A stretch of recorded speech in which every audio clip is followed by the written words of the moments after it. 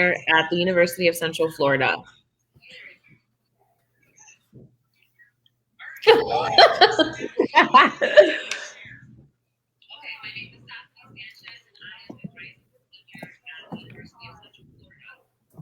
Great, thank you. Carolina? Hi, I'm Carolina, and I'm in 8th grade.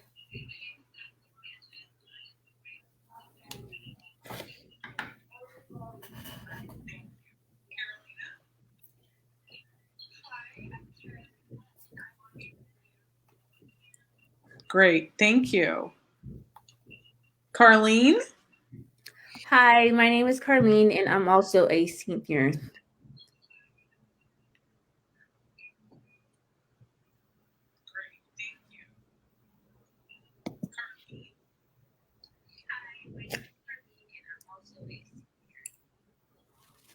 At UCF. At UCF.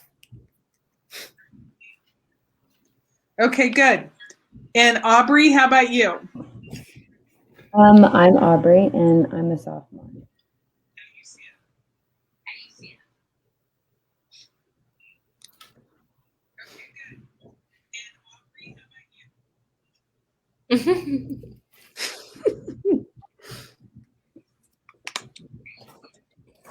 Okay, you guys are gonna have to turn your mics up a little bit or get closer to the sound. Okay? All right. Okay, girls. So, tonight, so y'all, this first things first, we're using StreamYard. We've never done that before, so that's new for me. So we apologize for technical difficulties. 2, everybody's nervous, right? That's just because this is the first time they've ever done this. And what I shared with all 4 of them is this is just a conversation. That's all this is. And it's really about educating parents on what youth want them to know. Y'all know that my name's Jan Edwards, and I'm the president and CEO of Paving the Way Foundation. And really, we're out to be a fierce disruption in the cycle of child trafficking. And we do that through educating youth, because the average age of kids being recruited and groomed online is between 11 and 14. So we want to have these conversations with our kids way before that, so they're not recruited and they're not groomed into this life. So the thing that we've noticed, especially over the past year, is kids and families may be in the same household, but they may not all be together.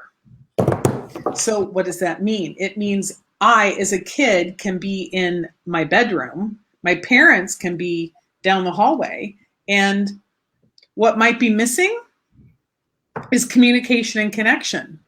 So maybe I'm bored, maybe I'm angry, maybe I'm whatever as a teenager. And, we have everything on social media, and some cute guy or some cute girl says, hey, I think I've seen you around school, or I think we're in classes together, or whatever. How are you? What are you doing? And all of a sudden they start this conversation, they start to bond. And that's how quickly and subtly this can happen over time.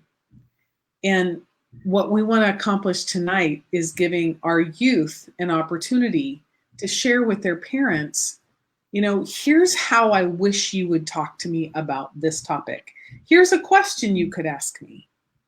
Here's some things that I know are important that I need to know, but I don't know how to come to you and talk to you about them. So I'm going to tell you what they are and give you some suggestions. And that's all this is suggestions from youth about how we as parents can be more effective at communicating with our kids. So here we go. Y'all, you girls ready? Okay. All right, here we go. So the first question. So I'm going to make it really simple for you. What are like the top 3 or 4 topics you would love to talk to your parents or a grown-up about, but you're just a little nervous? Daphne, I'll start with you. Okay. One of the topics that I would like to discuss, with my parent or with the grown-up is financial literacy. I think, especially like the transition from high school to college, right? Financial literacy is so important, because I think as high school students, as us as teenagers, we had such a small concept of saving money is, right? We just know, hey, if I save $20 today, tomorrow I can go buy some jeans, right? But once that transition starts from high school to college, it's a whole different ballgame. And I know that I know more mature adults see college freshmen as, oh, they don't know how to save their money. They see us as a little naive when it comes to financial literacy, and so I wish that I would have that conversation with more adults about saving money, budgeting, the importance of having a savings and a checkings. More importantly, how to write a check, okay? And then that conversation, of course, later on about what mortgage is, why it's important to save money when buying a house, the credit score. Why is it so important to have a credit, right? So those important conversations, I believe it's so important in the beginning of young adulthood that I wish, my parent would have had that conversation with me, because it would save me a little bit more trouble down the line. So.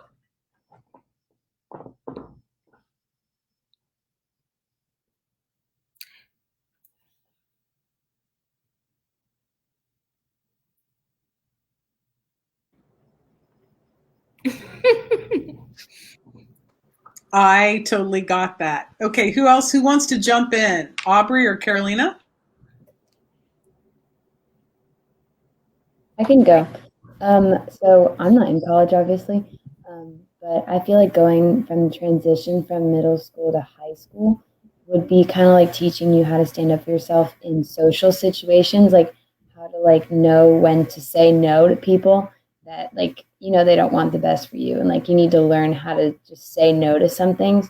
So I think that like peer pressure can be like a thing that you have to learn, because it can be like stressful sometimes and you just like want to agree with people. But I feel like learning how to say no in most social situations in high school are pretty important.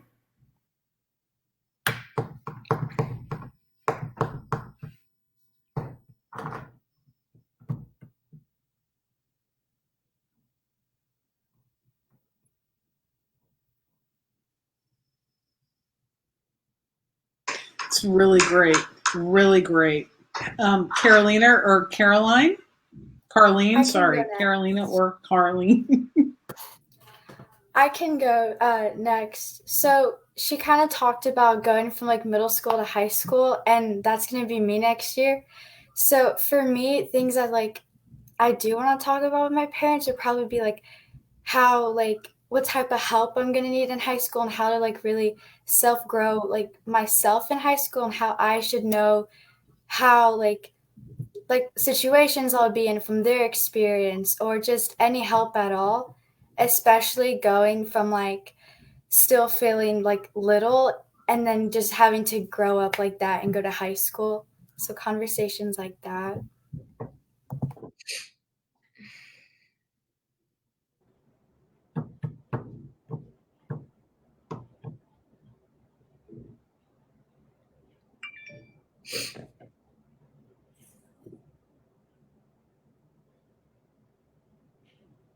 Good, like really having them kind of paint a picture for you of possible situations you can be in. It's really brilliant. Carlene, how about you? They pretty much summed up my 3 points, which was guidance, preparation, and expression. Guidance as into what to do next, which is what Carolina asked. Like, what do you do next after this step happens, and then what? Me as a 24-year-old adult about to graduate college next semester, life is just, what do you do next? Who you talk to?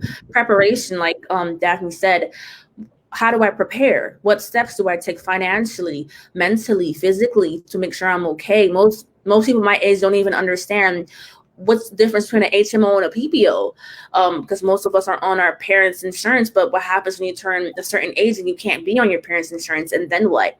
And lastly, expression, what Aubrey said, being able to talk about things openly, because when you, going back to your topic of when around a certain age group of, you meet people online who are like be open, be 100% open. Like, okay, finally, somebody lets me be open for the first time.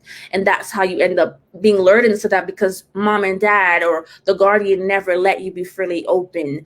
And those are the 3 topics.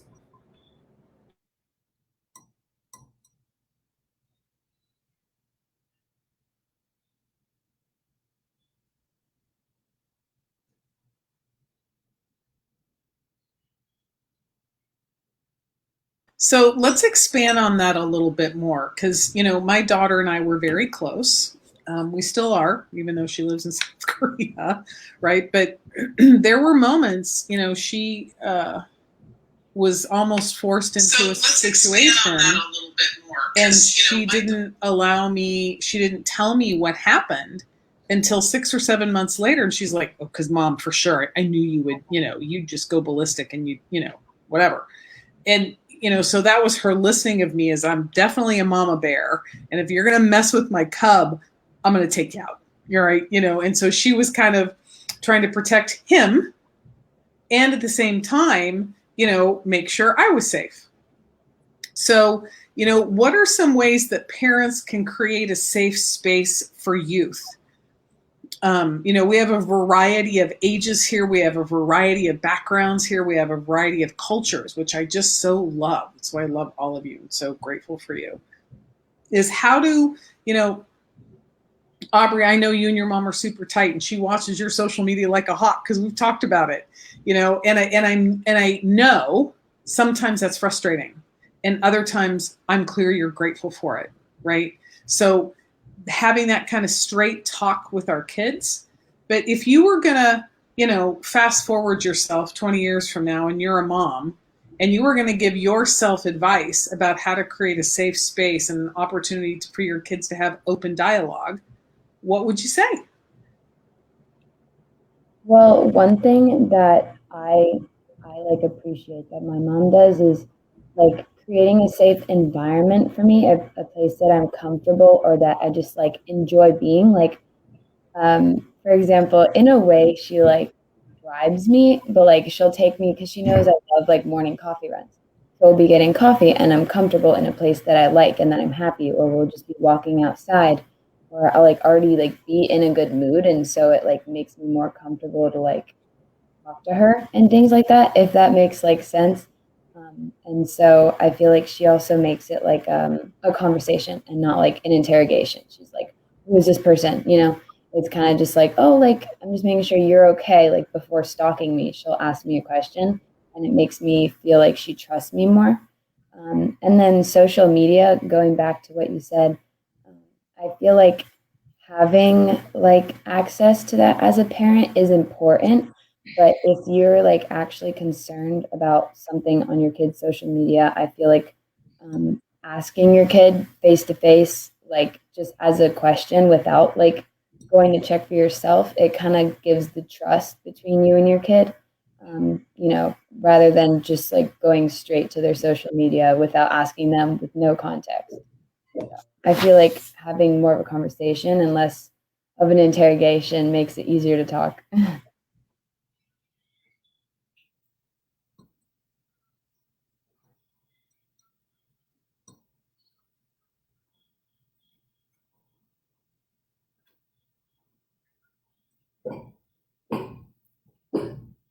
Brilliant. Great coaching. Daphne, you want to chime in? Yeah. Just piggyback on what Aubrey was saying, creating that safe environment, I think it's very important, especially if you're going to do it. Let's say you're just doing it in the home.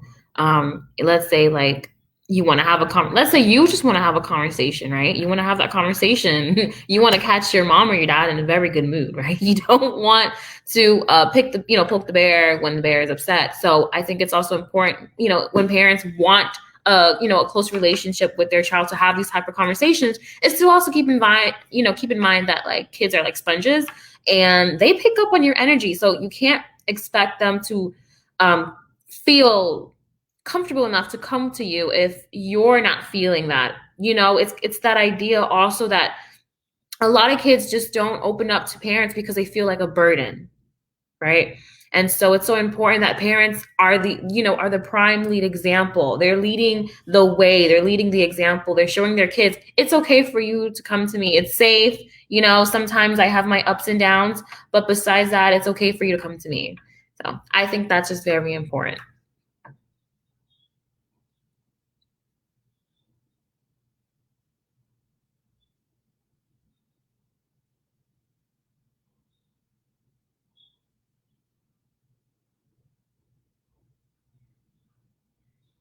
Very cool. Anything you want to add, Carolina?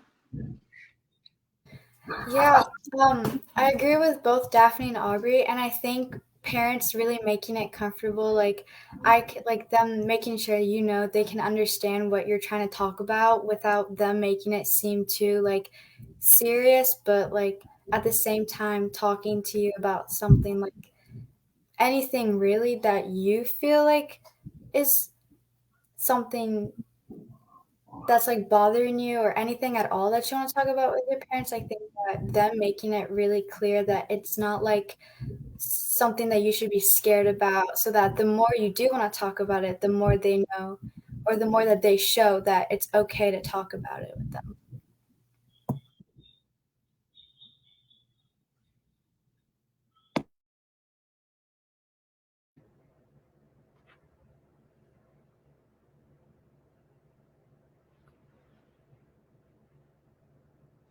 Yeah, what I really hear you say, Carolina, is, it makes a difference for youth, right? You, as all children, for parents, not, there's that face that we have.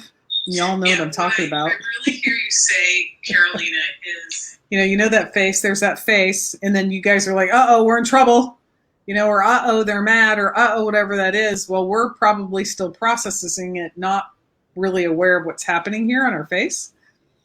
For parents to be open and be like, okay, hang on, let me be with what you just said for a minute. My face is going to look a particular way. I'm processing. Just give me a minute, right? Which would actually create an environment for you to be like, whew, okay, they're human.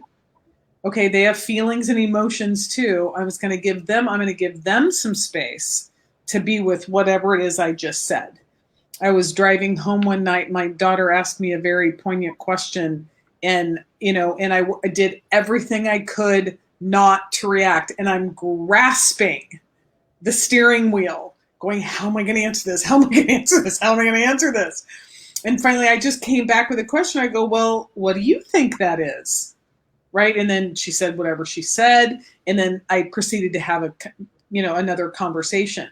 But, there are times when I worked really hard not to react. And there are times when, boy, I was triggered and I reacted. And I wasn't necessarily reacting to or about her, right? So for kids, for young people, one of the things I just want to remind you is your parents are human and they do have reactions, part of it. And by being open with our kids, and letting them know that and reminding them of that, it can actually create a safe space for them to have reactions too, for them to go, look, I'm just mad. And them going, got it, you're mad. What are you mad about? What do you need from me? I used to have a saying with my daughter. It's like, okay, are you venting? Because then I knew just to listen. I didn't need to problem solve.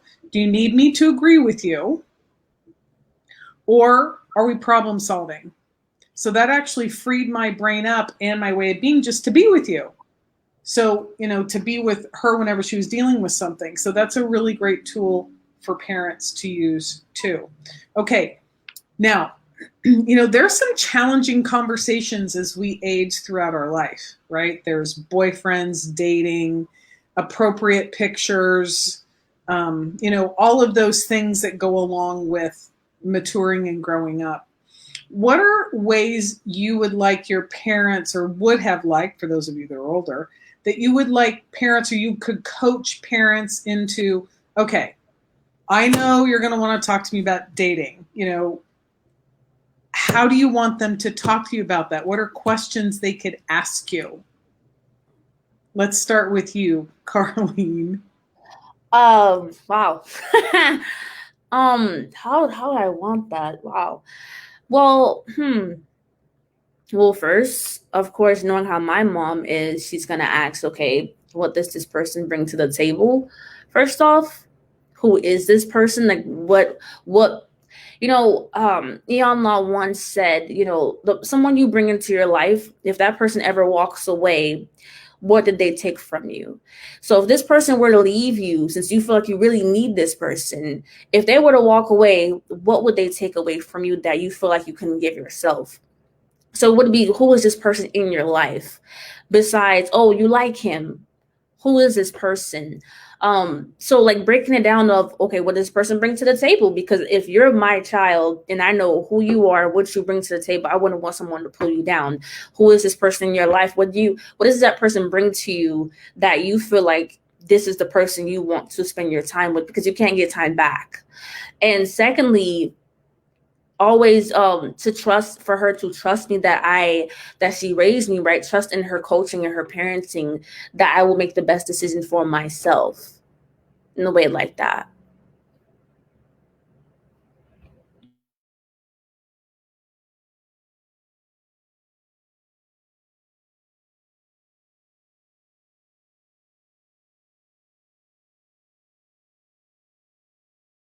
Awesome. Great. Really, really great. Aubrey, how about you? Since you're kind of in that high schooly stage. Yeah, so I think that dating, especially, normally when I talk to my mom about a guy, I'm like, oh, like, just like the simplest things, like, oh, like, I think I like this person. I think, like, as soon as I tell her about this person, she's immediately like, well, do you know how old he is? Does he go to a church? Do you know his family? Do you know where he lives? And I feel like it automatically makes me want to like just stop talking about it. I'm like, just don't. It's just stop. Rather than like, how does this person make you feel? Like, why do you feel connected to this person? And I feel like if you just go about it like just like throwing all these like facts about this person I don't even know yet, it just makes me want to like just stop. I was just telling you like something and it makes me like not want to talk about it anymore. So I feel like just starting like, how does this person make you feel? Like, how could this help you? Right? Because like I'm the daughter, right? And so I feel like just making it more about the kid, me, I guess, rather than this new person that I just brought up for a few seconds.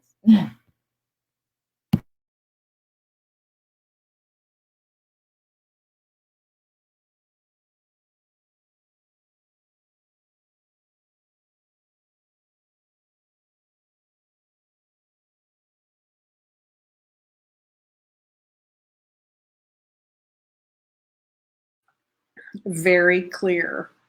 Um, Carolina, you're too young to date, but I know there's boys, right? Because you're about ready to go into high school. So, how would you want your parents to really kind of set you up to, because boys will ask you out. This is kind of how it's going to go. For like me personally, usually if I do have like any interest in a guy, me and my mom are really open with each other. So I usually do tell her. And one thing I really do appreciate is she doesn't just start going like question about like one topic that I just mentioned. She kind of just like goes slow. And if I keep talking about it, then she'll keep asking me like more serious questions like, oh, like, do you genuinely like him? Or oh, like do you guys talk a lot? Or other questions like that. But like I think my mom catches on with it, so she doesn't make it too like really pushy, and she just kind of lets me like go with it. And what I do usually is if she doesn't hear me talk about a specific person anymore, like boy wise, she kind of like understands to just let it go, which I do really appreciate about her. But again, I'm in 8th grade, so for me, really, it's not like a big topic yet.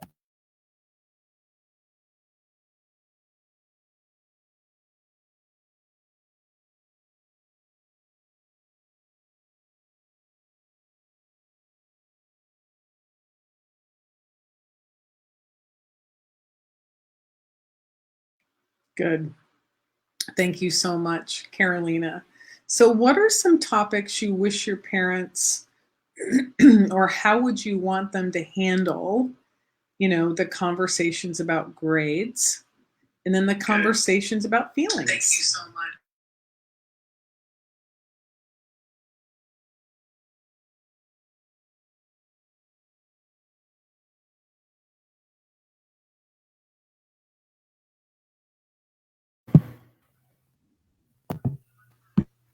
Carlene, you want to take that one? And then Daphne, you want to take it on? I can take it. So grades. My mom, I grew up with a very authoritative parent, so you really couldn't come home with anything less than, because she really liked to brag about her kid and her kid's doing this and that. So you really couldn't come home after, getting good grades over and over. Mom, stop checking my report card. It was like, I already know, I'm not worried about you. As for feelings, I found through a lot of parents, especially my mom, more parents have yeah, I hear what you're saying, but it's how I feel and what I want. I hear you, but at the end of the day, it's what I want and what I say. And when you talk to some parents, it's like, okay, well, I'm a bad parent, I'm a bad mom, and I'm a bad dad. How could this happen? All that. So now you lower your child's how they feel, because now they're like, oh, dang, now my parent feels bad. And then later on, that turns into people pleasing. That turns into putting yourself last because it started from the home. So when it comes in terms of feelings, parents, especially my mom, which I had a breakthrough of talking to my mom, of listening. I need you to put your emotions aside to hear what I'm actually saying this time. It's not about you. So more parents were to remove on how they feel and their triggers to actually listen to their kid, because if it's always about how they feel, I won't ever talk to you.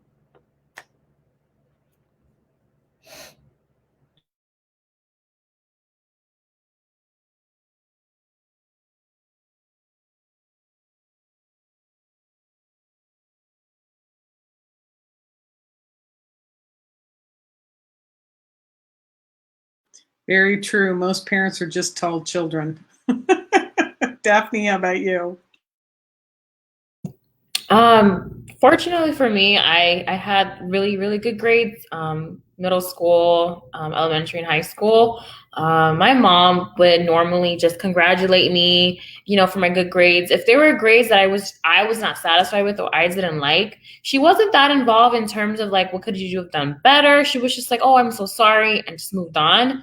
I was lucky enough to have a little bit of critical thinking in myself to go ahead and ask for help from my teachers and whatnot. In terms of my feelings about the grades, she understood. She was very fortunate enough to understand how I felt about my grades. We always celebrated when, I had, good grades growing up. But as of now in college, it's not talked about as much. She would just ask me, are you failing or are you passing? That's all that mattered. But growing up, I was pretty confident sharing that information with her. It just wasn't enough on her end. She was just kind of just a listening ear for me at the time.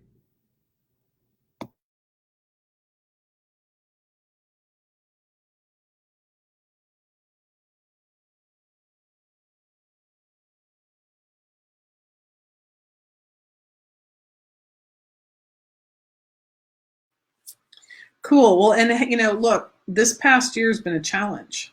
So, I don't know if any of you have had any friends that have had some, breakdowns, around mental health or their emotions and their feelings, but how can parents investigate and have that conversation with you?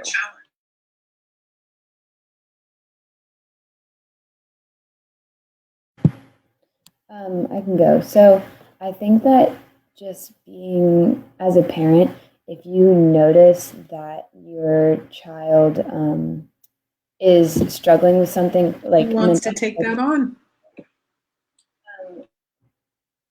Okay, so I think that if you are as a parent notice that your kid is like going through something or that they're just like a little bit off that day, I feel like just being understanding that being like a kid in this like time with COVID and with like just so many things going through our head, I think it's really important to like keep checking on your kid, even if they say that, oh, I'm fine, I'm fine, I'm fine, I'm fine, because like eventually one day they're gonna be like, I'm not fine, something's wrong. So I feel like just the constant checking in, it's annoying sometimes as a kid, but it helps because you're like, you know that your parent actually wants to know, like, no, how are you actually? And I feel like eventually as a kid, you'll open up and you'll be glad that you did.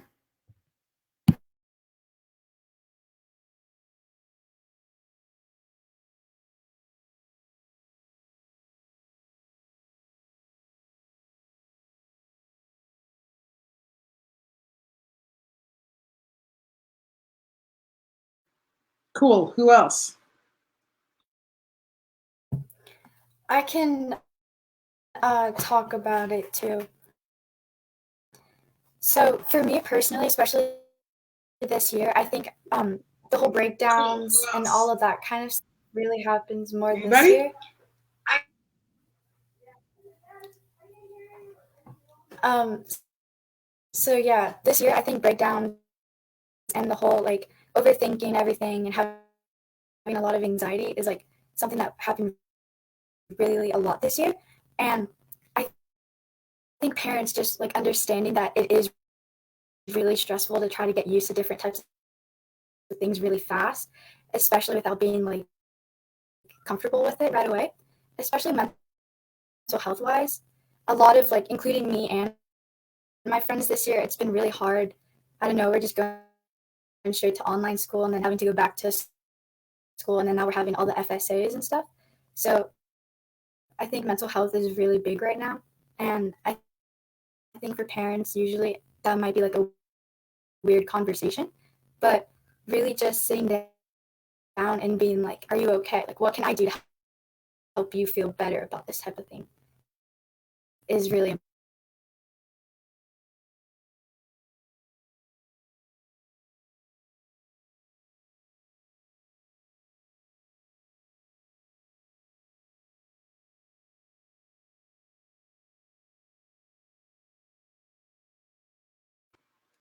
So what I'm hearing you say is do check-ins, daily check-ins, weekly check-ins, just to like, what Audrey was saying is like it may be bugging me, but it's okay. The role of dads is missing in this conversation. So what do you want to tell them?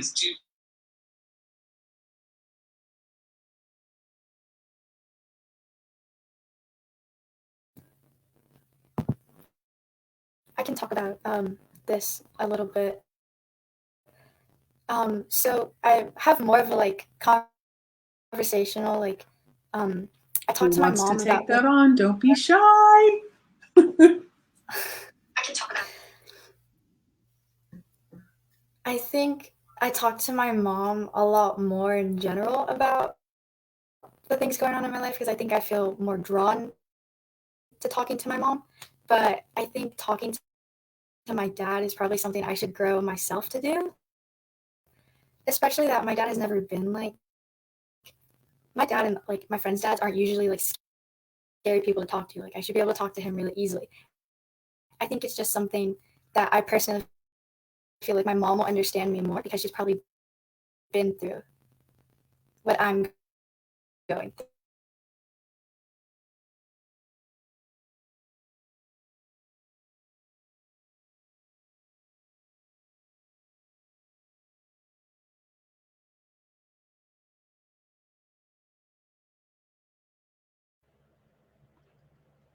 Yeah, I was scared of my dad too when I was younger, and then as I got older, I got a little bit braver. So how can dads bridge that gap? I'll take that. I mean, dads are really funny, right? Like dads can be really funny. I think they're very quirky and very creative when it comes to like having conversations with their kids, right? About these changes that are going on. I have an absent father, so I'm not he's not physically involved, although I have communication with him. So we do talk about it, right? I mean, he has his own thoughts about these changes. I have my own thoughts about these changes that are going on, especially for a college student. We need a lot of support. Okay. It's been really hectic on us. Like who's checking in on us, right? Especially now that semester's finally over. Whew, right?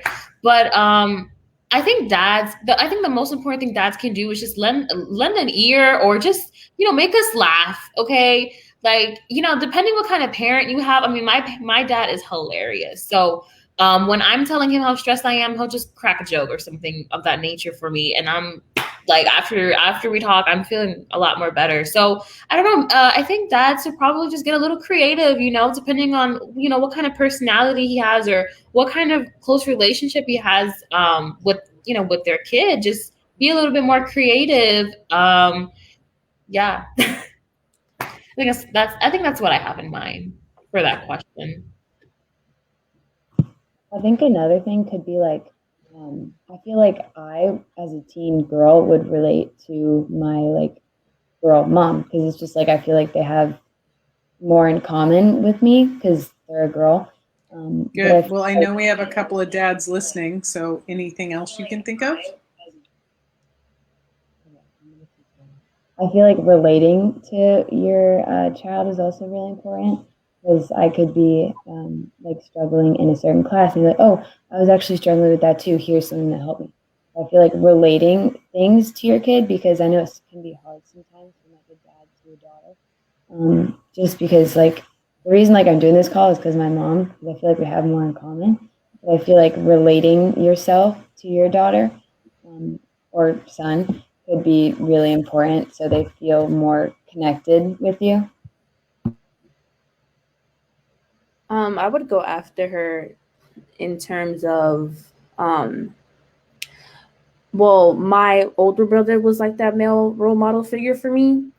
And he was more of a, like most how most men are, more of a solution. I'll find a solution to it. Like if I say I'm exhausted from all these classes, take it easy, go to sleep, take a nap. Well, I don't need a solution as in like, oh, I'm tired. I need to know, what am I doing? How do I fix my time? So instead of necessarily putting out solutions, what else can I do? What is another way I can work around that so I'm not just taking on so much? I don't need necessarily a solution right then and there. I need you to listen to me and hear that I'm tired. And maybe you should take one homework first, one assignment at a time, then take a break versus just take a break, take a nap.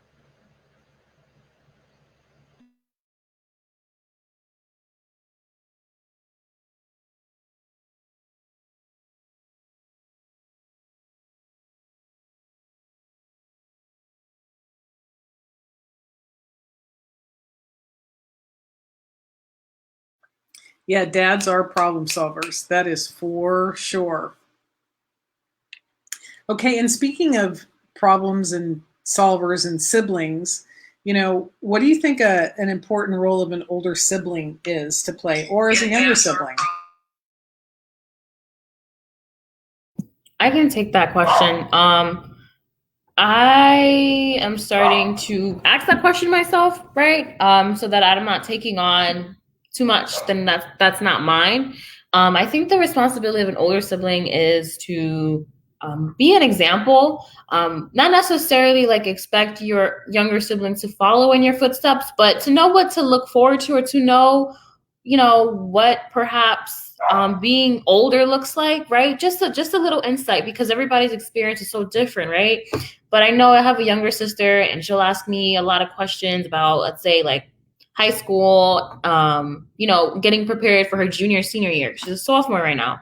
And all I tell her, I said, listen, like, don't stress about it. When you get there, we'll talk. She's stressing over about it. But I think it's just giving them that reassurance that everything is going to be okay. Okay. And they kind of pick up on you. So your behaviors and your, the things that you say, they pick that up too. So I think it's really important to maybe keep in mind, right? Keep in mind what you say around them. Reassure them that everything is going to be okay, and also just lend a helping like hand, like assist them, help them out with anything that they need help with. Because I mean, since I am the firstborn, I didn't have an older sibling or someone to help me, when I was younger during those times. So yeah.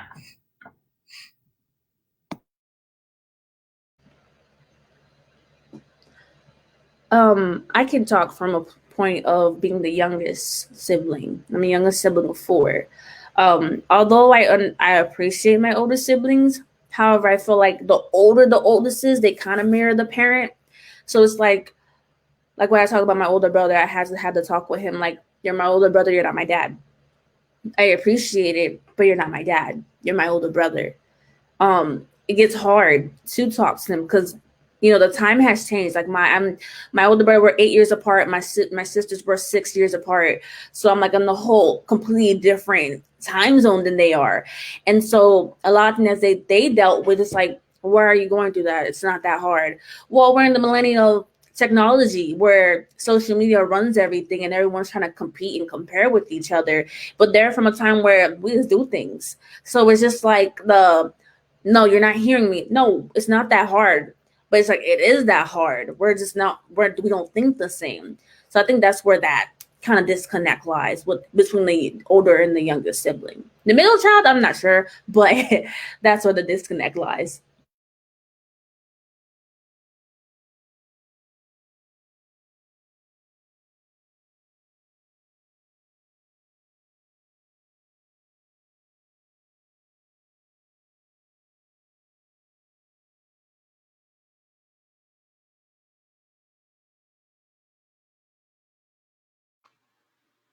Aubrey, anything to chime in?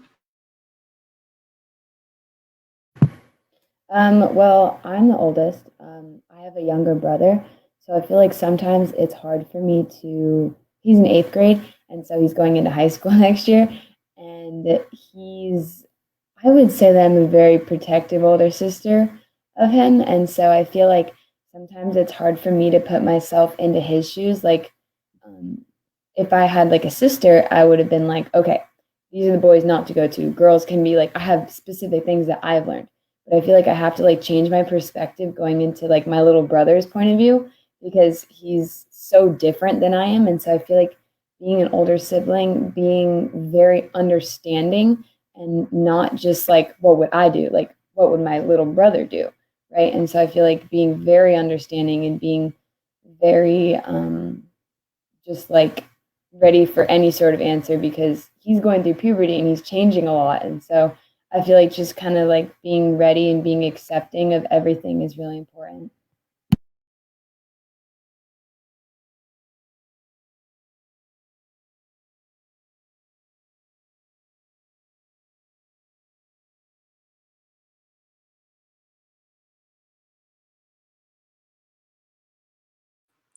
Y'all are rocking it, by the way. So one of the parents has a question, and she said, "What age did your parents have the sex talk, and do you wish it was earlier?"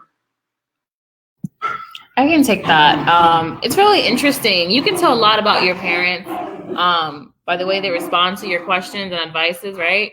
Um, I never got the sex talk from my parent. I got the sex talk from my mentors, and that's pretty much it. I have mentors in my life that gave me that conversation, or I just knew better in a way, right? Like, sex education in school, right? We just learned that in school as well. So for me, I had to learn, right? Because I can say that I raised myself a little bit. I had to learn what not to do, right? I had to learn those things. I had to learn the basics by myself.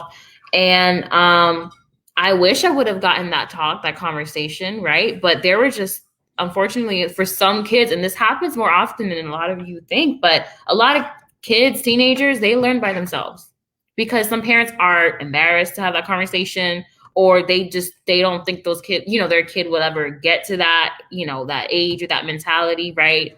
There's multiple reasons why. Um, but I wish I would have got that later on. I mean, I wish I would have had that conversation earlier. I mean, there were a lot of things. I had a lot of questions, but I didn't get to ask those questions until later on that I felt more comfortable, that my parent was more mature and more equipped, perhaps, right? So I think it's just very important to have that conversation when that time is, at least as soon as they hit puberty, perhaps in middle school, or that transitioning from middle school to high school. That's my thought on that.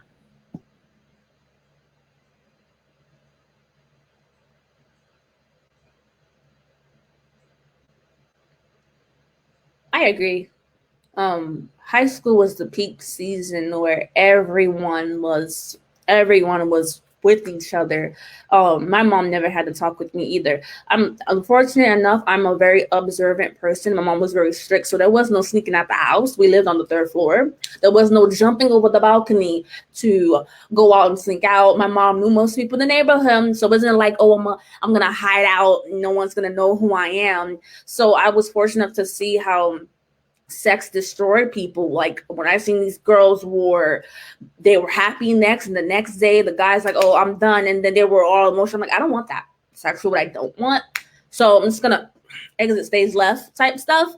But my mom never told me. I took anatomy in high school, and I learned different chemicals and all that stuff like that, but I mostly learned through watching people. In high school, it was people got pregnant, people left each other, and it was just the constant like breakdown, how people changed over time. I wasn't interested.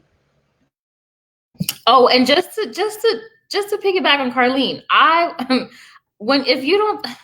was shook when I saw when I started my freshman year in high school. I was shook when I saw a girl in my class that was pregnant. I have never seen that before in my life.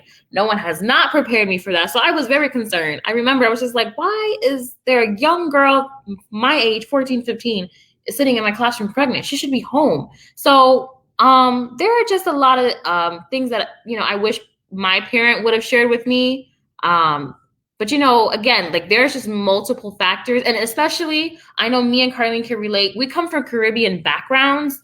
So our parents, they're a little bit more, I don't even know what the word is, but more not straightforward. Not that straightforward. Like some are straightforward, but not that straightforward. My mom, all she told me, I'm going to say it blunt, do not get pregnant. That is all she told me, and that is what I said, okay. That's all she said. She never said, hey, this is what a condom is. This is this. This is that. Don't do this. It was just don't do this one thing. And that's it. It was, it never really hit conversations, especially when it came to dating. And this is the last thing I'm going to say. As a parent, have that conversation with them, how dating leads to sex and all these intimate conversations all come into one. So it's just very important that you continue to have that conversation with them to remind them that, if you're ever, if you're ever feeling some type of way, come to me, ask me. So just make sure that you're continuing to build that comfortable, intimate relationship with your child. Yeah, and I've never had a sex talk. I'm almost 16, and I feel like I was a little immature going from my 8th grade to 9th grade, like going into high school. And so I feel like as a parent, that's something you can judge. Like, is my child mature enough to go through this like talk? And just kind of like I feel like I don't really know if my mom is planning to give it to me or if she has a plan. She usually has a plan for everything, but what I'm saying is I think you should like use your judgment. Like I feel like a good timing for me personally, I think everyone's different, would be like when I had my first serious boyfriend. I've never had any guy experience, so it's never even been like in my head. But being in high school, taking anatomy, I know how these things work. But I feel like if you just use your judgment and you kind of like, oh, okay, like my son or daughter is in this really intimate relationship, I think now is a good time. I think that's what you should do, rather than just being like, oh, they're going into 9th grade, like, even though they're not mature in it, I think I should just like throw this at them, because then you'd be going into high school thinking about sex and thinking about like all these things. And I feel like it can be kind of stressful. So just kind of like use your judgment based on your child would be my answer. If I could piggyback off of Aubrey, what she said, also judging and telling them ahead of time, because if you don't teach them, the world will.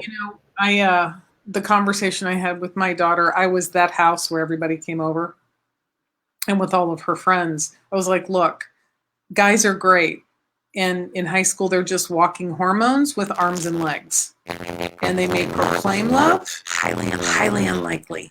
I just think that's really coaching you're giving these parents is you gotta know your kid well enough to really get a sense of, are they mature or not. And I don't know, in Florida, do they now teach, because we got the birds and the bees conversation in 5th grade. Is that when y'all about had it? give or take. Yeah. Yeah, something like that. Okay, good. So, see, the hour went fast, right, ladies? Can you believe it? See, I told you. And you've survived. So, I'm going to tackle the one last thing because it's what we all do. We're all mission ambassadors. We're all interns. And that is talking about online exploitation and sex trafficking, right? When we go into schools, it's a weird conversation to have. And we know that because parents aren't equipped to talk to them about that. And what we coach the parents to do is, take a fact, take a story and share it with your child. And I'm a huge fan of the Socratic method of learning, which is, you might all be questioning, what is that? So I'll give you an example. So I was listening to this Facebook Live the other night, and I heard that the average age of kids being trafficked is between 11 and 14. Did you know that? Have you ever heard of that before? What do you know about human trafficking? And then I shut up, right, as a parent. How would you suggest parents to have that conversation with their kids? Well, I was taught about my sisters, the whole how to escape from a kidnapping situation. My sister and her friends, if a person lures you in, they put you in the back trunk, you have like the lever in the trunk to pull it, you could jump out. When it comes in terms of human trafficking, I don't think parents understand the severity of their words. As between the ages of 11 to 14, you don't really understand a lot of things. And a lot of parents say things, or they'll say, oh, you want to be an adult? Do your thing. Well, I'm going to do my thing, and then I'm going to be outside, and I don't know what's going on. So explaining to them, it's a different world out there than what you think it is. It's far more dangerous than what TV's, portrays. So to be open and teaching the same way you teach your kid, don't take candy from strangers, teach them, don't go listening to what someone tells you that you are or not, because that's how the manipulation starts and everything like that. Definitely teaching them to don't hop in a car if you don't know that person. Don't give out your information if you don't know that person, and never go meet up with someone that you don't know. I don't care what the situation is, because as we know with human trafficking, it can come in modeling careers, it can come in Uber drives, it can come in many different forms. If you don't feel uncomfortable, you let someone know your address, where you are, and you leave. You never go places alone, whether you're male or female. I think a lot of parents don't understand that. For example, I work the job that I do. My friend we were driving, we're in traffic together, and she took a video of my car tag. So could you go ahead and delete that video? Why? Because you have my car tag, has my information. All it takes is someone to have your car tag, pull up your information, I found you. Same thing with your child. When you're posting pictures and everything like that, social media has your location tagged. So teaching your kid, hey, maybe you want to remove the location part on your pictures so no one knows how to track you. Some people don't understand no is no, so they'll find you and they'll stalk you and everything like that. The same way parents will stalk their kids, someone else will stalk your kid at the same time. So letting them know, being aware of these things. Don't ever think that it can never happen to you. The same thing we talked about, the whole being pregnant. Most people think, oh wow, I didn't think I could get pregnant. You're a human being, that you have those chances. Same thing. Don't ever think that something can happen to your kid because, oh, my kid should know better. We all make mistakes. We all don't know. Just preparation. I think that one thing that's really important that I think some parents tend to do, I know that my mom has been talking to me about this topic for a while because she's been like super into this topic and things like that. And so kind of like as she knows, she tells me. And so it's not like all this information at once. But I think that one thing parents do is don't tell your kids this to scare them. Tell them this to make them aware of the topic, and that way they're not like, guys, guess what? Like, did you know any of us could, like, then they're scared of the topic and they're not educated and aware. They're just scared and they don't want to hear any about it, rather than being like, oh, like, tell me more. Like, I want to know about this topic because it's important, And so I feel like just saying it in a way that's just kind of like, hey, like, I'm just so you know, like, have you heard of this? It's popular. Just make sure you know, like, what you're doing. Just make sure you know, like, not like, if you see a band, don't go to it. Like, don't make them scared of the topic, because then they don't want to talk to you about Yeah, just to piggyback on what Aubrey was saying, I think we need to go back to the whole don't talk to strangers mode era, right? Where we just don't talk to strangers online or in person at all. Because now, since we are, we're talking about social media, technology, and location, it's really super easy to connect with someone over the internet.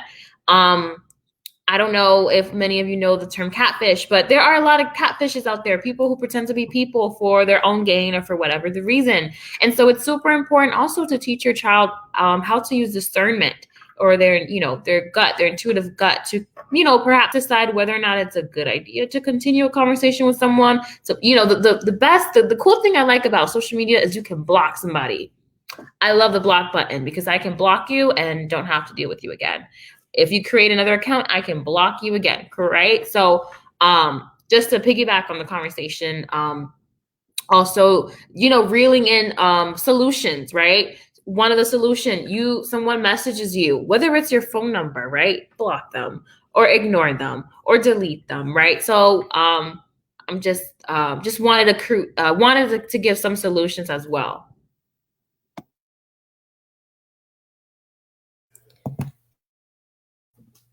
This is a conversation I have with my mom a lot, actually. And we usually like to focus on the fact that it doesn't just have to be a stranger online or someone that you don't know. It can be like your friends too. And this is like, it's a conversation I've had with my mom. It's something she's taught me out of her experiences.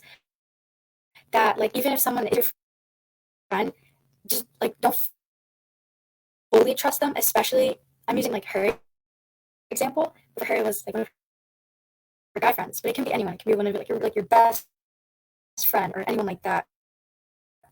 So I think to really focus on, it's not just people online that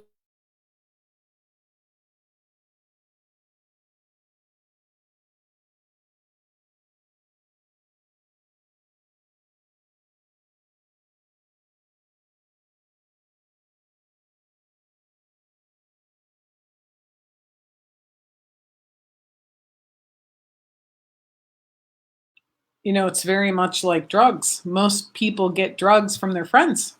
They don't wander up to some stranger at a street corner and go, "Hey," it's their friends. It's our friends that say, "Hey, you want to go get high?"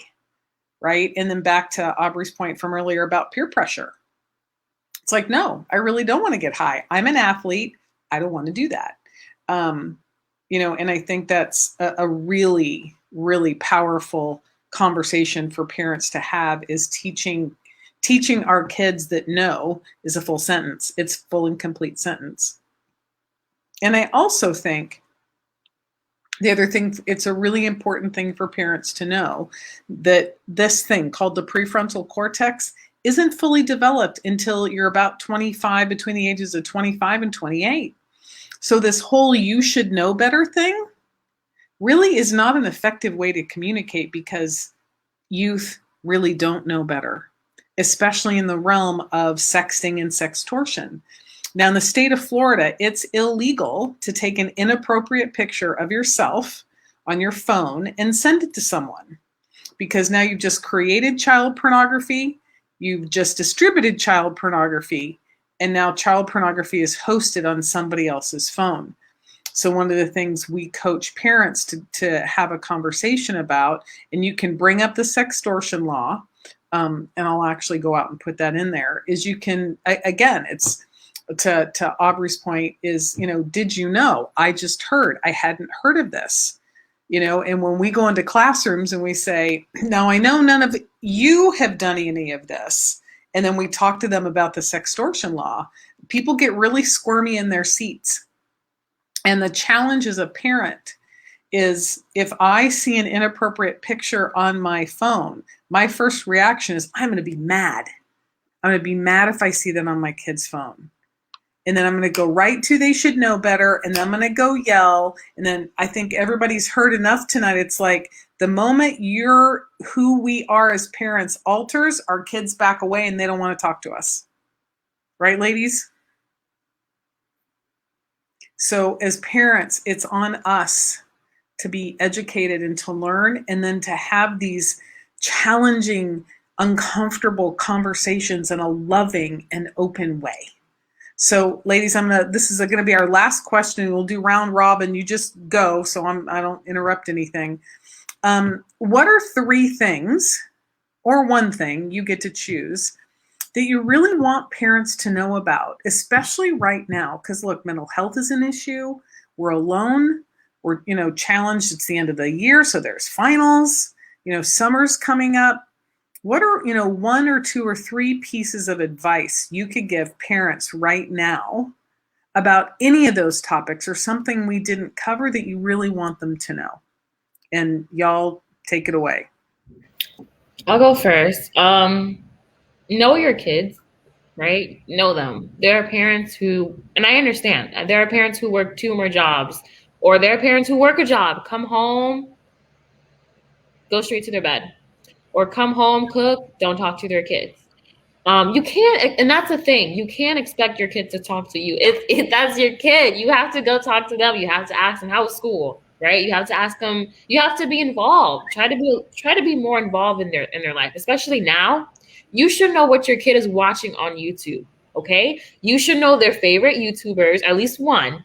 You should know one of their favorite songs, especially music. Okay, especially music. You should know the songs that they're listening to.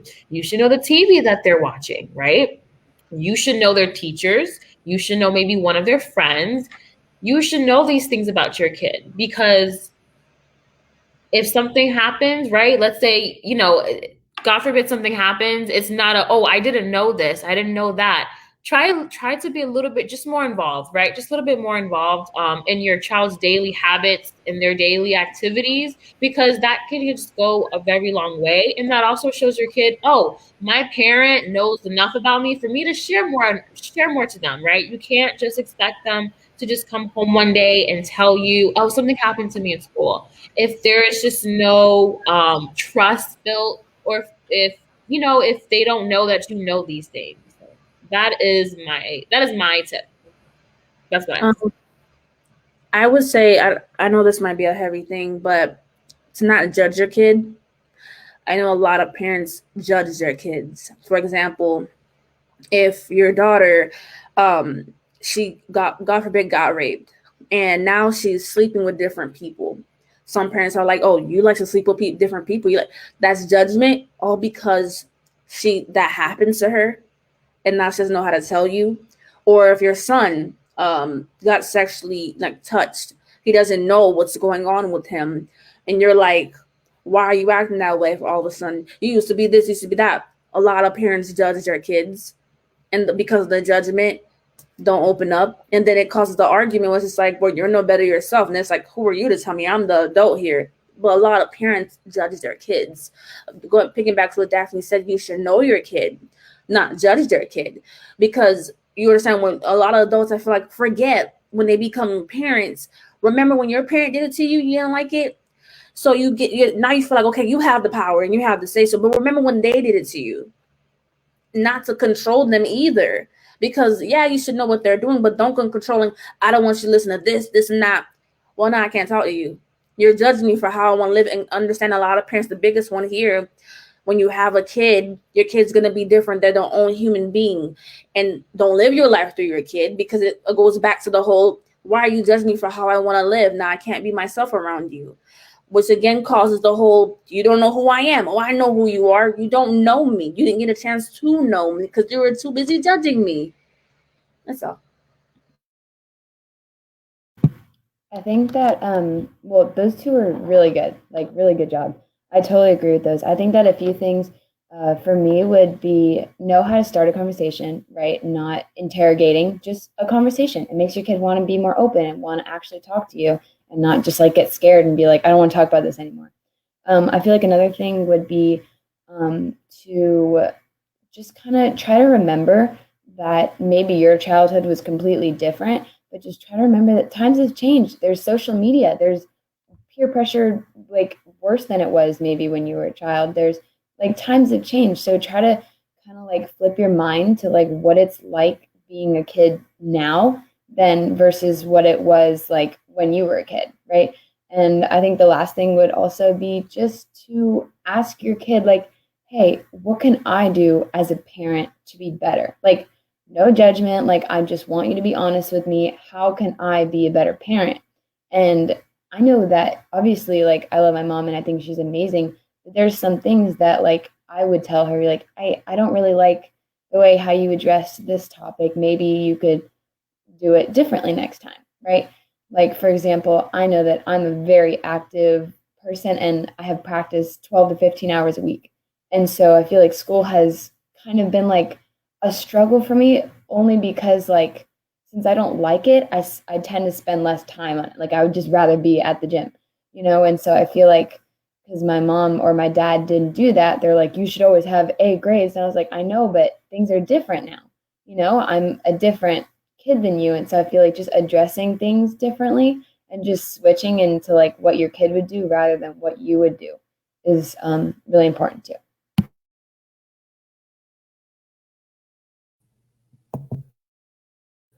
I think another one too is also when, for me personally, when you bring up mental health, some parents might not know how to react to that and be like, oh, well, your feeling for that isn't valid, or you shouldn't be sad because of this, or you shouldn't be upset because of that. But like Aubrey said, it's like completely different now. Your childhood was different than mine. I'm going through something completely different than you probably went through. And so my feelings and your feelings are both valid, but don't invalidate mine because you don't know how I feel.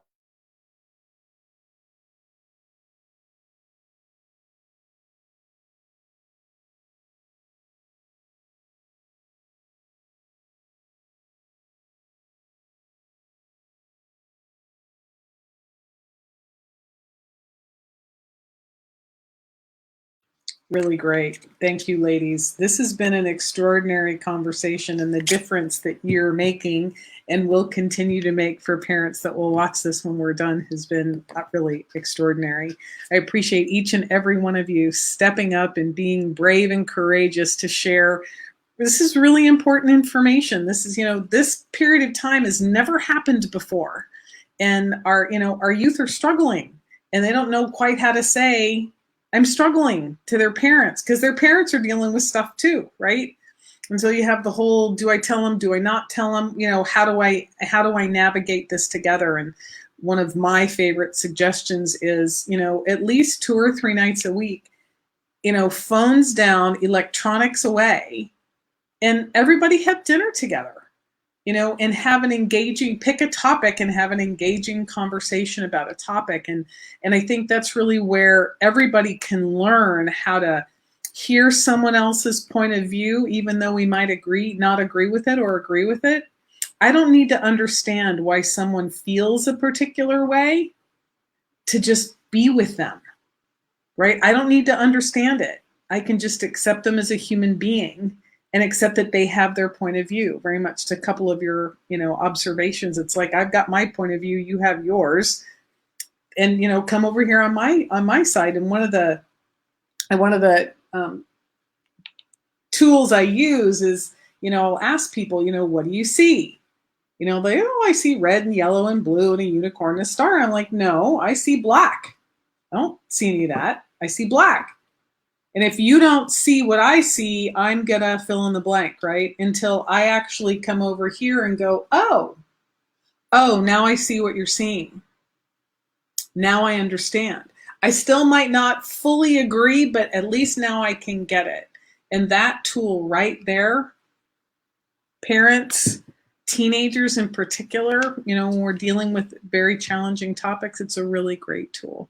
So ladies, thank you. Thank you for being with me tonight. Thank you for sharing your wisdom.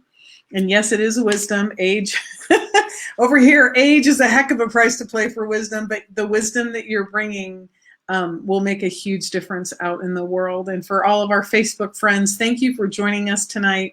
Send some stars, some likes, so the girls know that they've just done an extraordinary job. And I will put our parent toolkit in the comments after we close out. So it's another really great tool to use for you to start and learn ways to have conversations. And, you know, you can watch this video with your kids and go, okay, we're going to watch this together. I'll pause it and then we can talk about each topic. That's one of the main reasons why I like to do video, is it's an opportunity for families to stop and use it as the beginning of a conversation. So y'all have a great night. Thank you so much for being with us. I love and appreciate each and every one of you. And parents, thank you for watching. You got some gold here tonight, and I invite you to take it on and start to apply it with your kids, and you'll start to see a transformation in your relationship with them. Good night and God bless. Thank you.